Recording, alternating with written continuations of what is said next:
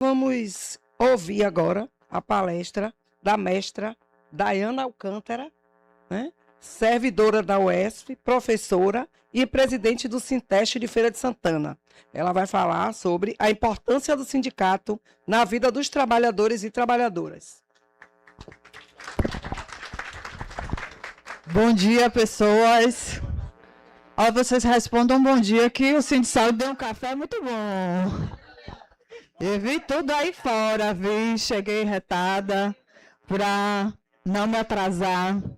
Mas quero falar com vocês, né? Agradecer ao Sindisaúde por esse convite, entendendo que esse primeiro seminário é uma porta aberta para reflexão e avanços. E eu digo isso de forma muito tranquila, entendendo que muitas vezes a gente é convidado para entrar no movimento sindical. Por a nossa participação efetiva nas assembleias, por ser uma pessoa muito aguerrida, e aí a gente se dá conta de que, na verdade, a gente precisa o tempo todo de formação, porque não tem uma fórmula para você ser sindicalista. E a base também, como está cada vez mais sendo, de algum modo, em algumas categorias, umas estão sendo renovadas e outras não, a gente se perde nessa lacuna do tempo das lutas, porque falta o conhecimento de entender o que é que a gente está fazendo aqui.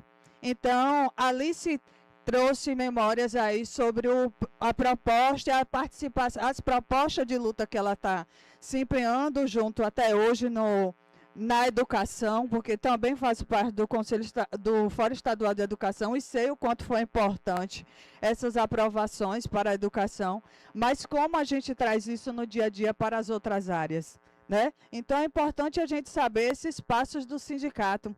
Então eu trago aí essa primeira colocação da gente sobre os desafios e a história do sindicalismo, né? Porque Ana Georgina traz muito para a gente, em várias palestras que nós, enquanto sindicalistas, participamos, Ana traz sempre os dados, traz o que é que a gente vai fazer na mesa, mas a base está informada. Sobre isso é essencial, porque muitas vezes as pessoas pensam: mas a gente vai fazer uma greve. Aí a liderança faz a assembleia, aí Ivanil, da diretoria do Sindicato de Saúde, avalia que aquele momento não dá para puxar tanta corda, mas do outro lado, a base que não está entendendo até o impacto disso no sindicato fala o quê? Peleguismo, não é mesmo? Então fica sempre esse vai e vem da diretoria, fica esse vai e vem muitas vezes da base, e que, de fato, é o que a Ana Georgina falou. A gente atua na luta, mas a gente tem algumas limitações. E se a gente não conhecer essas limitações, a gente fica dizendo que o sindicato não está forte, que o sindicato não faz nada e que só quer o dinheiro. Então é importante a gente entender que o trabalho do sindicato e a nossa organização coletiva, ela tem uns passos muito mais longe. A gente começa a nossa organização aqui em Salvador no século XIX. Pós-escravismo, a gente tinha os trabalhadores na rua sem nenhum direito. Então, eu vim com essa missão de estar relembrando aqui os passos do sindicalismo para a gente fortalecer os nossos sindicatos, fortalecer o Sindisaúde, sabendo de onde a gente vem. Então, a primeira coisa que a gente fala é da nossa diferença, como a Alice chamou a atenção, que até hoje tem associações atuando como sindicalistas de sociedade de socorro mútuo, que era o que a gente tinha no século XIX muito forte, e que depois que a gente avançou para o sindicalismo, por que, Dayana? Sociedade de socorro mútuo, por que associativismo? Porque a gente tinha a maioria dos trabalhadores pós-escravidão nas ruas, sem nenhum tipo de direito, e essas associações foram essenciais para simplesmente se fazer um caixa para poder, na maioria das vezes, morrer com dignidade, porque eram caixas que juntavam dinheiro para, pelo menos, fazer para o trabalhador um funeral. Então, a gente tinha essa história. E a gente ainda tem associações com esse perfil. Por exemplo, a AFIPEB tem um caráter associativista muito forte, oferece serviços lá dentro, e aí, às vezes, a gente não consegue ter noção. A AFIPEB faz os serviços associativistas, mas não faz uma luta nas ruas como o sindicato faz. Por quê? Porque existe uma limitação que os sindicatos passaram a ter com a regulamentação de alguns direitos com os marcos legais das constituições, como eu coloquei ali, porém, a regulamentação do direito de greve para o serviço público, ela ainda é uma batalha que a gente está travando até hoje dentro do acompanhamento do que está rolando na Câmara, mas dentro da nossa própria central. E aí, muitas vezes, o trabalhador não entende o que é que o Sindsaúde está fazendo na CTB. Ivanilda está subindo e descendo, mas a diretoria viajando, dá em que isso? Dá em que se a gente não tiver nesses espaços ocupando, a gente não consegue minimamente opinar sobre o que vai chegar lá para ser votado. Então, é importante que a gente participe das atividades, é importante que a diretoria vá para Brasília. A diretoria só está viajando, vai estar ali, está aqui, está acolá. Se não tiver nesses espaços, o que vai chegar para a gente é um bolo que a gente não vai nem poder mais se posicionar. E a gente precisa colocar a nossa marca, a nossa voz, porque cada categoria tem a sua especificidade. A saúde está cada vez mais cheio de renda, cheio de contratação. Isso quer dizer que para o Sindsaúde, isso tem um baque muito grande na arrecadação e na força de colocar as pessoas na rua. Porque vocês sabem que quanto mais precarizado, menos o trabalhador vai participar das atividades. E aí o governo olha, muitos aposentados, muitas pessoas que estão na luta, vai dizer assim, o Sindsaúde está botando o quê na rua? Um monte de aposentado. E começa a desvalorizar a própria força do sindicato de se mobilizar. Por quê? Porque ele está precarizando quando ele faz as contratações de pessoas que ele sabe que não vão querer ir para a rua para lutar. Então, é nessa realidade que os sindicatos estão, mas que não foi a realidade antes para a gente começar, é por isso que a gente precisa entender para se revigorar. Por exemplo, em 1919, a gente teve a nossa primeira grande greve em Salvador. Essa greve foi liderada pelos sindicatos dos pedreiros, carpinteiros e demais classes. Sabe que sindicato era esse? O Sintracom. Foi o primeiro sindicato a liderar uma grande greve com mais de 15 mil trabalhadores de Salvador nas ruas, onde as pessoas pararam geral para reivindicar principalmente a carestia e a luta por direitos básicos que a população em Salvador não tinha. Aí a gente olha os registros e fica morrendo de saudade, né? Quando é que a gente começa e pode hoje dizer que a gente constrói uma grande greve geral? Todas as vezes que a gente vai para as atividades, junto à CTB, junto às outras centrais, a gente sempre fica, a gente precisa de um dia de greve geral. Mas as pessoas não estão se dispondo a ir para as ruas. A gente sabe que várias vezes que a gente puxa um movimento unificado, alguns vão para casa, vão para o shopping, vão resolver outras coisas, menos para paralisação. E aí a gente bota a culpa no sindicato que não está forte. Então, a gente precisa desses momentos aqui para fazer justamente esse exercício de estar discutindo sobre democracia e participação social. Porque não tem como a gente falar de uma sociedade mais justa e equilibrada se realmente a gente não der o nosso quinhão. E aí eu trouxe ali para vocês justamente essas raízes da gente, para a gente não se perder. Né? Primeiro, as primeiras sociedades mutualistas que a gente tinha aqui em Salvador, olha lá a data, gente, 1832. Em 1832, em Salvador, a gente já tinha associações como a de Montepio dos Artistas, reunindo ali os trabalhadores manuais para poder se organizar em prol de direitos. Então, não é de hoje que a gente sabe quais são os passos para a gente se fortalecer. Mas a gente precisa, sabendo disso, fortalecer ainda mais para a gente continuar caminhando. Porque não adianta a gente achar que fora dos sindicatos a gente vai conseguir alguma coisa, porque não consegue. E aí está, aqui em Salvador, também a parte da história dos nossos primeiros sindicatos. Foi a Liga Socialista Protetora dos Sapateiros, em 1903. Então, a gente já tem o manual de como fazer a luta. A gente sabe quais são os passos e a gente conhece historicamente quem faz a luta. Só que a gente precisa hoje entender essa importância que foi solapada, principalmente o serviço público, com pessoas dizendo que a gente era o quê? Parasitas, marajás. Essa visão de que o trabalhador que reivindica é um encostado e que, como a Alice falou, que se reverbera ainda, que os terceirizados estão fazendo um serviço melhor, que é melhor do que o servidor público efetivo. Isso está cada vez mais nos acabando. Mas não é só para eles, não se enganem.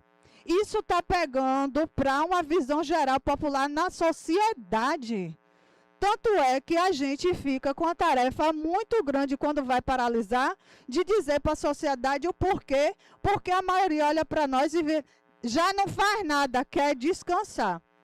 Então, o apoio social que a gente precisa, a gente só vai conseguir se instrumentalizando cada vez mais de informações para a gente não ficar sendo corda de arrasta para o que eles querem. E aí a gente tem justamente essa linha do tempo das lutas da gente, que a gente não pode perder de vista, principalmente Salvador, principalmente a Bahia, que é a capital, a cidade mais negra do nosso país. A gente não pode perder de vista que, paralelo à luta do trabalho, a gente tem muitas outras lutas que afetam o dia a dia dos sindicatos e que a gente não pode descolar do que a gente teve anterior. A gente teve o pós-abolição, a gente tem a Era Vargas com o instrumento da CLT, né? E aí, dentro dessa questão, a gente tem os processos de ditadura militar, onde muitos de nós foram mortos, né? Muitos militantes perderam a vida na luta de direitos, e aí a gente hoje olha para as pessoas e pensa que foi fácil. Tem quantos e quantos jovens acham que os direitos que têm hoje vieram de osmose do nada, e alguns até acham que o próprio patrão está cedendo as coisas porque é bonzinho.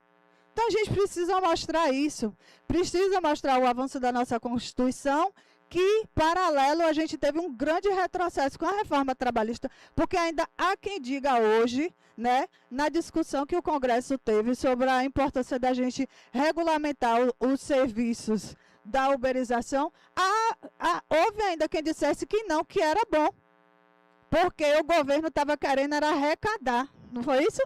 Teve vários grupos de trabalhadores autônomos que estavam vendo no processo de regulamentação formas que o governo queria era arrecadar. E não enxergando o tipo de exploração nociva que a gente tem hoje dentro de algumas plataformas digitais e dentro desse serviço de uberização. Uma outra questão que a gente precisa falar é sobre... quem está na frente? Justamente as lutas do serviço público da saúde. A saúde, né, o Sindisaúde tem uma característica muito importante, que não é só a luta pelo direito do trabalhador da saúde, mas é uma luta pelo SUS, né? É a defesa do serviço público, é as condições dignas de trabalho. E você lutar pelo SUS é você lutar por uma sociedade melhor. Então, isso precisa cada vez mais aparecer na pauta. Porque se o sindicato só fica com evento de pauta econômica, só falando de salário, só falando de reajuste, a sociedade se descola da gente. Então, não tem como também a gente só participar de movimentos e fazer atividades quando é de interesse do umbigo. Então, uma das coisas que a gente precisa cada vez mais abrir o olho é como a gente fortalecer outros movimentos. E é por isso que eu, estando na educação, estou aqui hoje. Primeiro porque fiz o mestrado realmente na área do sindicalismo. Eu sou historiadora e me dediquei para estudar o sindicalismo baiano. Mas não só por isso, porque eu estou na universidade, sou da educação e também compreendo a importância desse momento de formação. Porque a gente precisa estar unido nesse processo. Não é uma luta apenas do Sindisaúde, não é uma luta só de cada categoria. Tem que ser uma luta de todos. E aí a gente precisa se envolver na pauta de todo mundo. A gente precisa gritar contra a terceirização. Não é só a terceirização na saúde, é a terceirização em geral. Porque a gente sabe que são formas de exploração, são formas de enfraquecer e que rebate no enfraquecimento do próprio sindicato. A gente pega o Uber, facilitou nossa vida, pega o 99, facilitou nossa vida, mas a gente precisa se envolver e quando tiver alguma forma de discussão, mesmo no bairro, na nossa casa, falando do processo de exploração da uberização, a gente opinar de uma forma positiva, de uma forma progressista, que a gente entenda que também é uma ferramenta ferramenta que facilitou, mas também uma ferramenta que explora. Então, a gente não pode se furtar a esses debates que parecem simples, mas que, de algum modo, outros estão fazendo e a gente não se apropria e deixa a visão do mal crescer sobre nós. A inteligência artificial, que foi extremamente debatida. Hoje a gente já sabe que precisa se acomodar com a inteligência artificial, mas a gente precisa impor limites, porque o trabalho humano não vai ser substituído, como nos filmes, por uma inteligência artificial. Então, a gente precisa estar antenado com a tecnologia, mas também não deixando que a tecnologia seja argumento para desempregar e precarizar, porque a gente sabe que tem algumas funções mais automatizadas que está cada vez mais buscando ser substituídas, o trabalho humano substituído com a desculpa de que a inteligência artificial consegue executar de uma forma melhor. Então, a gente precisa estar atento a isso, até para que a gente não precarize o nosso trabalho. E os desafios da gente são muitos. O Sindsaúde enfrentou, e nós também, a questão da queda da sindicalização. Em 2015, a gente teve aquele golpe, ali se lembrou, 2015 não, depois disso, a gente teve uma dificuldade muito grande, ali se lembrou sobre o processo de dar as fichas. A gente passou por uma agressão muito grande no nosso caixa, quando a gente teve de apresentar as fichas sindicais. Né? Isso deu uma queda de financeiro muito grande na maioria dos sindicatos, e se erguer deu um trabalho danado. E isso impacta na nossa possibilidade de investir na comunicação. O Sindsaúde, graças a Deus, está conseguindo transmitir para várias pessoas esse evento aqui. Mas tem sindicato que nem tem essa condição de fazer transmissão ao vivo. Né? A comunicação precisa ser cada vez melhorada pelos sindicatos, mas a gente sabe que muitas vezes a arrecadação não condiz com o investimento tão forte nesses profissionais, que obviamente quero parabenizar os do Sindsaúde, porque eu sempre fico babando, viu, gente? Eu sou uma sindicalista que se espelha muito nos primos ricos, brincadeira. Mas os primos ricos, eu falo Sindsaúde, mas Sindsaúde ainda está num pezinho maior do que eu, porque tem jornalistas, tem uma equipe boa, que eu sempre admiro, na possibilidade do que o Sindsaúde tem podido oferecer para os seus associados, e isso é muito bom, isso ganha uma musculatura muito grande de luta. E a gente tem esses desafios de formação de novas lideranças, a renovação geracional, porque quando a gente tem muito REDA entrando, isso quer dizer que os efetivos estão ficando envelhecidos. E cadê os novos efetivos para a gente fazer a troca? Então, a gente perde essa renovação geracional por isso. Aí as pessoas olham que o sindicato está com a diretoria já não sei quantos anos. Mas como renovar, gente? Então, é necessário a gente entender a nossa história, até para a gente não tirar a força de quem está na frente, né? Além disso, nós temos outras questões que precisam aparecer, que é o combate ao racismo. Essa profissão da enfermagem é de maioria mulheres, então a gente sabe que a gente precisa falar sobre isso na enfermagem, do racismo, do sexismo, da necessidade dessa participação da democracia sindical, da formação política permanente. Então, esse seminário está sendo muito importante por isso, que é uma oportunidade de fortalecer o entendimento de negociação coletiva. É necessário a gente entender a importância de formar essas alianças com os movimentos sociais. O Sindsaúde está sempre parceiro com as atividades de UBM, com a atividade de O Negro, com a atividade de outros movimentos, porque é importante a gente ter essa visão de todas as outras lutas que a gente faz. E, por fim, dizer que sem a organização coletiva não há democracia social. E fortalecer os sindicatos é fortalecer os direitos da classe trabalhadora. Não perca nunca isso de vista.